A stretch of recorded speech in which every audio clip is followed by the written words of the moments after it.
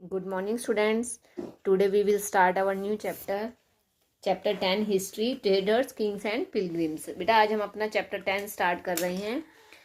इसके अंदर हम किसके बारे में पढ़ेंगे? ट्रेडर्स, व्यापारियों के बारे में, राजाओं महाराजाओं के बारे में। पिलग्रिम्स होते हैं जो पवित्र स्थानों की जो यात्रा करते हैं, यात्री जिसे बोला जाता है। तो इसके बारे में हम डिस्कस करेंगे। तो पुराने समय के अंदर कौन कौन से व्यापारी थे, कौन कौन से राजा महाराजा थे, यात्री थे, कहाँ कहाँ वो यात्रा करते थे, कहाँ जाते थे, ये सारी चीज़ें हम इस चैप्टर में डिस्कस करेंगे। तो ध्यान से देखिए बेटा, इसके अंदर हम सभी को पता है कि जो इंडस वैली सिविलाइजेशन है, जो इंडस वैली जो सभ्यता है वो क्या है? सबसे पुरानी सभ्यता है। और ये दिस ट्रेड इसका, लेकिन इस वैदिक पीरियड के अंदर इसके अंदर जो व्यापार फ्लोरिश हुआ था वह वैदिक पीरियड में आकर उसका डिक्लाइन हो गया था, पतन हो गया था। क्योंकि उस समय बार्टर सिस्टम ज़्यादा चल गया था। बार्टर सिस्टम में क्या होता है? बार्टर सिस्टम में होता है बेटा, इसके अंदर पैसों का लेन देन नहीं होता है, इसके अंदर प्रोडक्ट्स के बदले में प्रोडक्ट्स ही दिया जाता है। तो 200 BCE के अंदर उस समय जब शहरों का और सिटीज़ का जब डेवलपमेंट हुआ था, तो उस समय फिर से व्यापार कांटेक्ट में आ गया था, फिर से वह उभर कर आने लग गया था। और China, South East Asia, Arab countries, Africa, Greece, Rome, इन सभी के साथ हमारे भारत के अच्छे रिलेशन बन गए थे, ट्रेड रिलेशन बन गए थे। तो जो उस समय जो पीपर था, पीपर होता है बेटा काली मिर्च, जो काली मिर्च का जो व्यापार, उसे काली मिर्च को क्या ब्लैक गोल्ड के नाम से जाना जाता था, क्योंकि उस समय काली मिर्च सारे मसालों के अंदर, जो हमारा साउथ इंडिया है यानी कि केरला, साउथ इंडिया के अंदर जो केरला जो स्टेट है उसके अंदर मसालों का सबसे ज़्यादा प्रोडक्शन होता है। और वहाँ से जो पीपर काली मिर्च है उसका सबसे ज़्यादा प्रोडक्शन होता था और उसका सबसे ज़्यादा व्यापार हमारे भारत से होता था, तो इसलिए इसे ब्लैक गोल्ड के नाम से जाना जाने लगा था। आगे देखिए, new kingdoms along the coast. अब जो हमारा कोस्टल एरिया था, जो भारत के अंदर जो कोस्टल एरिया है, ईस्टर्न कोस्टल और वेस्टर्न कोस्टल, उसके अंदर जो नए नए शासन बन गए थे, प्रशासन बन गए थे, उसके अकॉर्डिंग देखिए, जो सदर्न पार्ट है हमारे भारत का, उसके अंदर जो कोस्ट लाइन है जिसमें हिल्स, प्लेट्यूज, रिवर वैलीज आती हैं, उसमें कावेरी जो रिवर वैली थी वह बहुत ही फर्टाइल, इन सभी के अंदर सबसे ज़्यादा उपजाऊ एरिया था। और वहाँ के जो राजा महाराजा थे उन्होंने इस रिवर के ऊपर अपना कंट्रोल कर लिया था, अपना कब्जा कर लिया था, और उन्होंने जो कोस्टल एरियाज थे उसको अपने कब्जे में लेकर वो और भी अधिक पावरफुल और रिच बन गए थे। इनका जो इन्फॉर्मेशन का जो मेन सोर्स था वो क्या था? संगम लिटरेचर। उस समय जो संगम लिटरेचर था उसके द्वारा ही सारी इंफॉर्मेशन के बारे में पता चलता था। और उसके अंदर, इस लिटरेचर के अंदर लगभग 2000 पोएम्स इनटू बुक्स के अंदर तमिल भाषा के अंदर कंपोज की गई थी, लिखी गई थी। और इसके अंदर क्या है, उस समय के बारे में, उस समय का जो कल्चर था, सोसाइटी थी, लोगों का जो लाइफस्टाइल था, उन सभी के बारे में इसके अंदर डिस्कस किया गया, इसके अंदर बताया गया है। इन पोएम्स के अंदर इन सभी पोएम्स के द्वारा उस समय एक टर्म, एक वर्ड को यूज़ किया गया था जिसे मूवेंडर कहा गया था। इसका अर्थ होता है, तमिल का वर्ड है और इसका अर्थ होता था 3 क्राउन किंग्स और 3 चीज। तो उस समय जो मेन 3 रूलिंग फैमिलीज थी वो कौन कौन थी? चोलास, चेराज और पांड्याज। ये साउथ इंडिया के अंदर सबसे ज़्यादा पॉपुलर उस समय और सबसे रॉयल फैमिलीज और सबसे पॉपुलर फैमिलीज उसके अंदर थी। अब हम इन तीनों के बारे में अलग अलग करके डिस्कस करेंगे। तो सबसे पहले देखिए चोलास। तो चोलास में देखिए, चोला किंगडम वाज पॉपुलरली, उस समय जो चोला किंगडम था उसे चोला मंडलम के नाम से जाना जाता था। और जो चोलाज रूल था उसका जो एरिया था वह कावेरी डेल्टा के आसपास था और जो बहुत ही अधिक फर्टाइल, बहुत अधिक उपजाऊ था। और यह 3rd से लेकर 4th सेंचुरी तक इन्होंने अपना शासन किया था। और उस समय इनकी उराईयुर उस समय वहाँ की ये कैपिटल थी। और Karikala was the most able and powerful king. और चोला किंगडम का जो करिकाला नामक जो राजा था वह बहुत ही पावरफुल राजा था, बहुत ही स्ट्रॉन्ग, बहुत ही कैपेबल राजा था। नेक्स्ट आता है चेरास। चेरास में देखिए, चेरास को उस समय केरला पुत्र के नाम से जाना जाता था। इन्होंने लगभग पूरे केरला के ऊपर और तमिलनाडु के कुछ एरिया के ऊपर भी अपना शासन किया था। और उस समय इनकी कैपिटल वंजी थी और यह इन्होंने 12th सेंचुरी तक इन्होंने शासन किया था।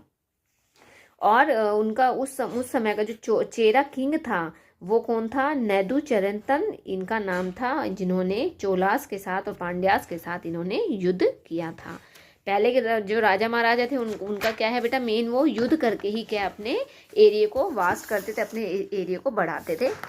आगे आता है पांड्यास। पांड्यास में देखिए, Pandyas rule the modern area of Tirunelveli, Ramnad और मदुरई। तमिलनाडु के ही तीनों एरियाज हैं। इन्होंने इन तीनों एरिया को पर अपना कब्जा कर लिया था। उस समय इनकी कैपिटल मदुरई थी।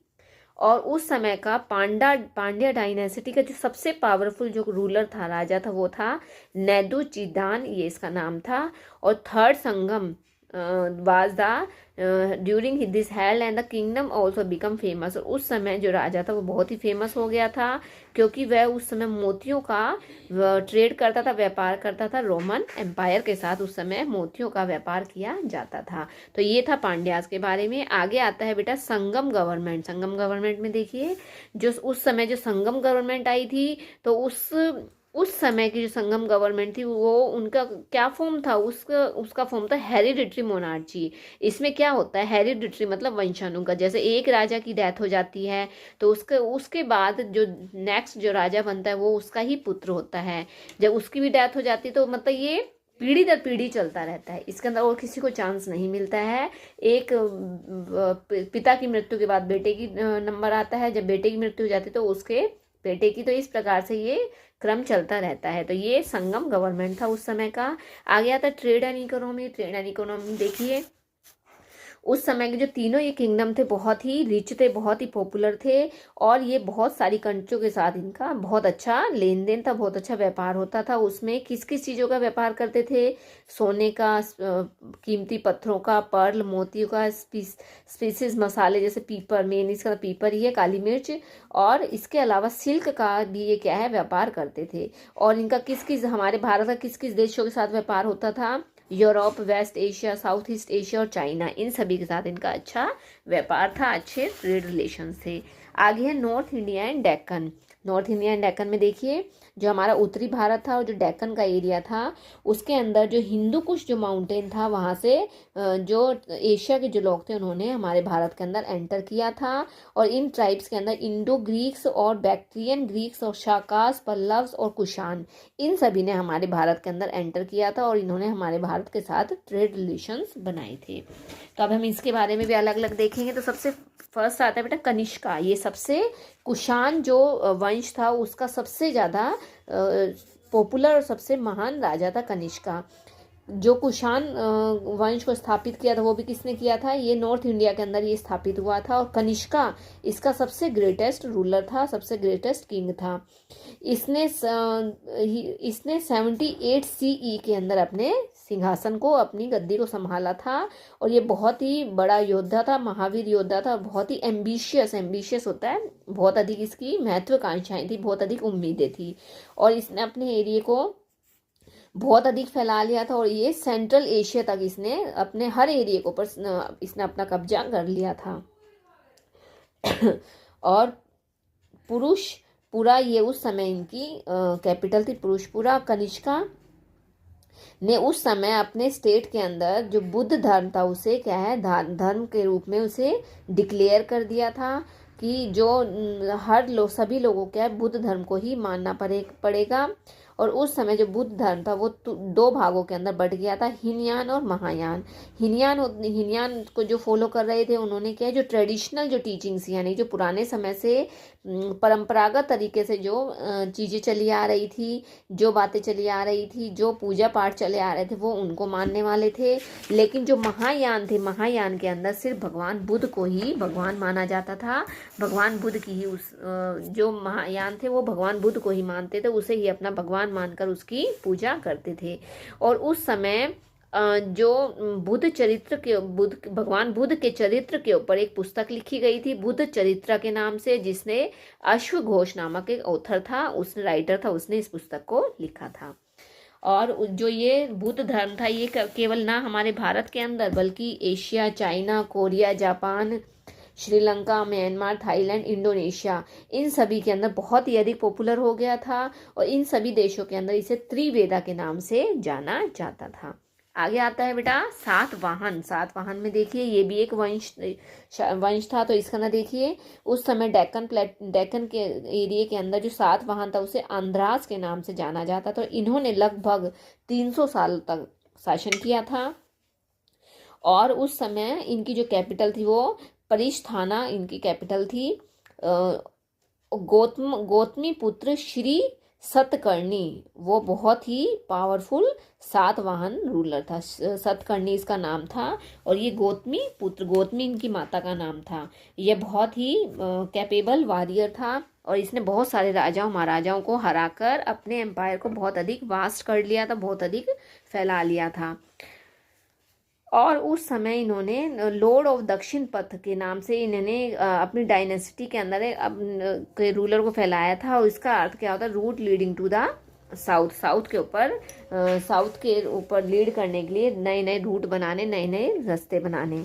और उस समय जो सातवाहन थे वो हिंदू धर्म को अपनाते थे और ये भगवान विष्णु, शिव और दुर्गा की पूजा करते थे। और जो कुषाण और सातवाहन थे उन्होंने बहुत अधिक मात्रा में गोल्ड, सिल्वर और कॉपर के जो कॉइन्स से सिक्के थे उनको भी चलाया था। और मथुरा, तक्षशिला, उज्जैन उस समय के सबसे पॉपुलर एरियाज थे जिनके साथ ट्रेड किया जाता था। आगे है बेटा द सिल्क रूट। अब सिल्क रूट में देखिए trade and commerce help establish relation with जो सिल्क रूट। अब देखिए उस समय इन सभी के अलावा सिल्क का भी व्यापार किया जाता था। और जो सिल्क रूट था वो बहुत ही पॉपुलर हो गया था। इसको सिल्क रूट इसके लिए क्या है, अलग से इसका नाम ही निकाल लिया गया था, सिल्क रूट। और उस समय चाइना, सेंट्रल एशिया और वेस्ट एशिया के साथ और रोमन एम्पायर के साथ सबसे ज़्यादा व्यापार सिल्क का किया जाता था। इसके अलावा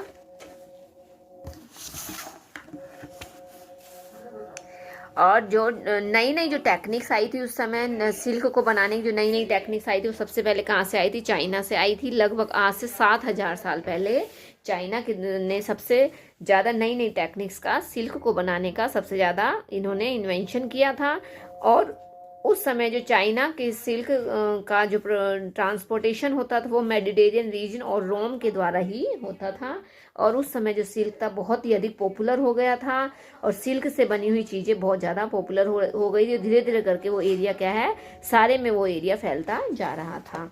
ये था आपका सिल्क रूट का। आगे देखिए पिलग्रिम्स क्या होता है, जो तीर्थ यात्री होते हैं, जो हज वगैरह की यात्रा करते हैं, जो तीर्थ स्थानों की यात्रा करते हैं। तो पिलग्रिम्स के अंदर मैन, वुमेन ये सभी आते हैं जो पवित्र स्थान होते हैं वहाँ पूजा करने के लिए जो इसकी यात्रा करते हैं वो पिलग्रिम्स कहलाते हैं।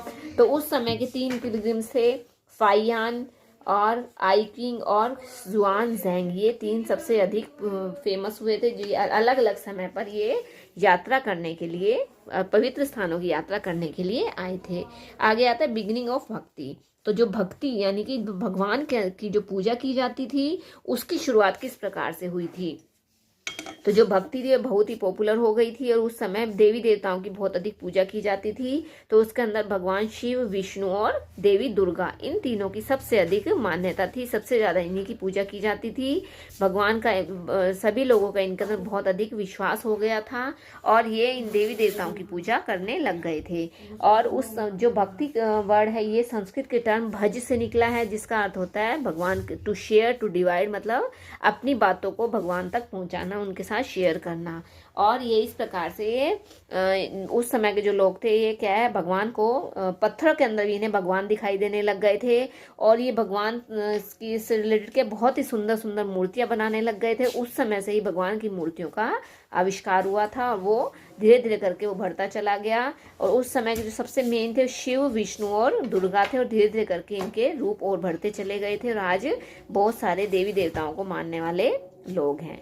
तो बेटा ये आपका चैप्टर था। अगर आपको किसी भी प्रकार का कोई भी डाउट है तो आप मुझसे डिस्कस करोगे। Okay, thank you.